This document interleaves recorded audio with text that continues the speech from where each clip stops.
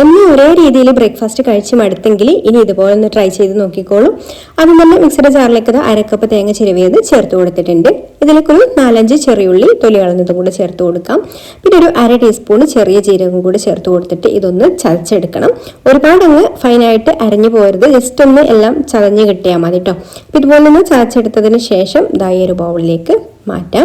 ഇനി മിക്സിയുടെ ജാറിൽ അല്പം വെള്ളം ഒഴിച്ചു കൊടുത്തിട്ട് ഒന്ന് അടിച്ചെടുത്തിട്ട് ആ ഒരു വെള്ളം കൂടി നമുക്ക് ഇതിലേക്ക് ഒഴിച്ചു കൊടുക്കാം. മിക്സിയുടെ ജാറിൽ ചെറുതായിട്ട് കുറച്ചധികം തേങ്ങ ഉണ്ട് കേട്ടോ. അപ്പോൾ ആ ഒരു തേങ്ങാപ്പാലും കൂടെ നമുക്ക് ഇതിലേക്ക് കിട്ടും, നല്ലൊരു ഫ്ലേവറും കൂടെ കിട്ടാൻ വേണ്ടിയിട്ടാണ്. അപ്പോൾ ഇതുപോലെ ഒന്ന് അടിച്ചെടുത്തിട്ട് ആ ഒരു വെള്ളം കൂടെ ഇതിലേക്ക് ഒഴിച്ചു കൊടുത്തു. ഇനി നമുക്ക് ഇതിലേക്ക് അരിപ്പൊടി ചേർത്ത് കൊടുക്കാം. അരിപ്പൊടി ഇതാ നമ്മൾ 1 കപ്പ് എടുത്തിട്ടുണ്ട് കേട്ടോ. പത്തിരിക്കും ഇടിയപ്പത്തിനൊക്കെ എടുക്കുന്ന അരിപ്പൊടിയാണ് എടുത്തിട്ടുള്ളത്, അത് ചേർത്ത് കൊടുക്കാം. പിന്നെ പാകത്തിനുള്ള ഉപ്പ് ചേർത്ത് കൊടുക്കാം. ഇനി ഇതിലേക്ക് ആവശ്യത്തിന് വെള്ളം ഒഴിച്ചു കൊടുക്കാം.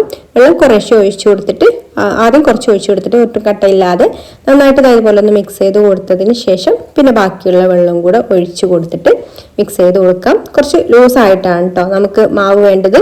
ഇതുപോലെ കുറച്ച് വെള്ളമായിട്ടാണ് മാവ് വേണ്ടത്.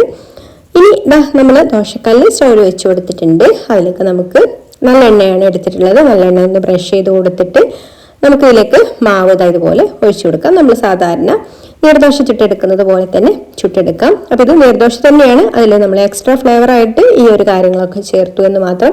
അപ്പോൾ ഇങ്ങനെ ഒഴിച്ചു കൊടുത്തതിന് ശേഷം പിന്നെ നമുക്ക് തുറന്നിട്ട് കുക്ക് ചെയ്തെടുക്കാം. തുറന്ന് കുറച്ച് സമയം ഒന്ന് വെച്ചിട്ടാണ് കേട്ടോ ഞാൻ എടുക്കാറുള്ളത്. അപ്പോഴാണ് ആ ദോശ നന്നായിട്ടൊന്ന് മുരിഞ്ഞ് കിട്ടുള്ളൂ. അപ്പോൾ ഇങ്ങനെ ആവുന്ന സമയത്ത് നമുക്ക് വെറുതെ കറിയൊന്നും ഇല്ലാതെ കഴിക്കാനാണെന്നുണ്ടെങ്കിലും നല്ല ടേസ്റ്റാണ്.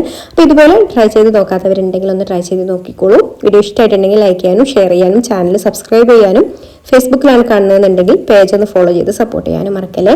അപ്പോൾ മറ്റൊരു നല്ല റെസിപ്പിയുമായിട്ട് അടുത്ത വീഡിയോയിൽ കാണാം. താങ്ക്